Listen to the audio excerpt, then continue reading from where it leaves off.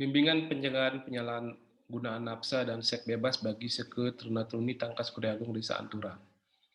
Disampaikan dalam Senin Dimas ke-6 tahun 2021, tim pelaksana pengabdian masyarakat, Dr. Kadek Suranati MPD Kors, dan tim Prodi Bimbingan Konseling Universitas Pendidikan Ganesha.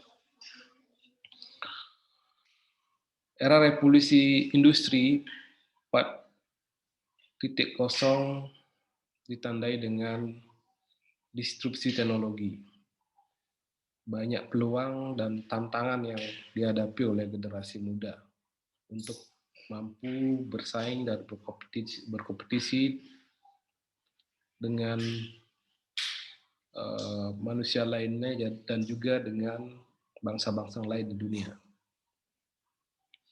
Diperkirakan 23 juta jenis pekerjaan akan digantikan dengan otomatisasi, dan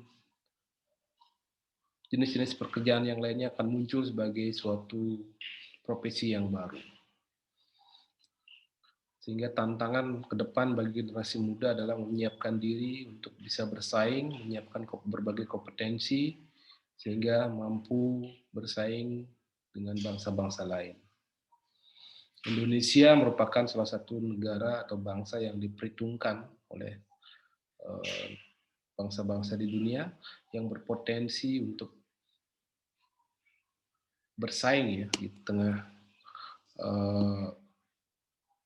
bangsa-bangsa lain dalam era revolusi industri.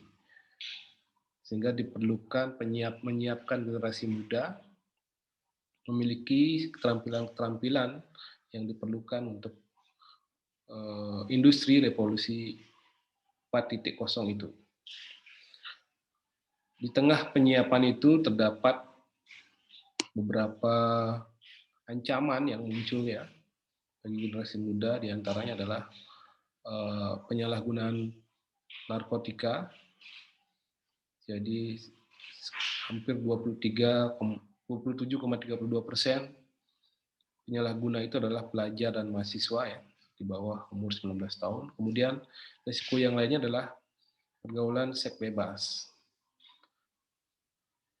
Hampir 2 juta dari 7,3 juta penduduk Indonesia mengalami permasalahan perkawinan usia muda. Sehingga perkawinan usia muda karena kesalahan dalam bergaul ya, terlibat seks bebas itu merupakan salah satu ancaman dalam menciptakan generasi muda yang berprestasi dan mampu kompetitif dengan bangsa-bangsa lain. Tambah lagi dengan kondisi pandemik COVID-19 ya, yang membuat masyarakat termasuk juga pelajar dan remaja menghadapi kecemasan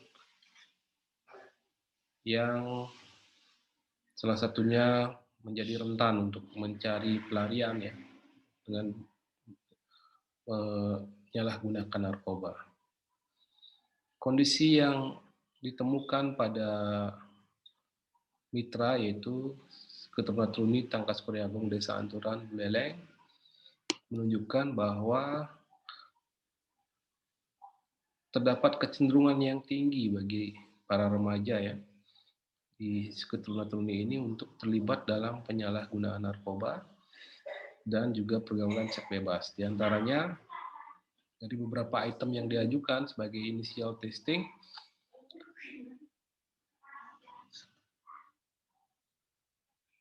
ditemukan bahwa jumlah yang cukup tinggi dari remaja itu mengaku pernah melihat beberapa dari jenis narkoba.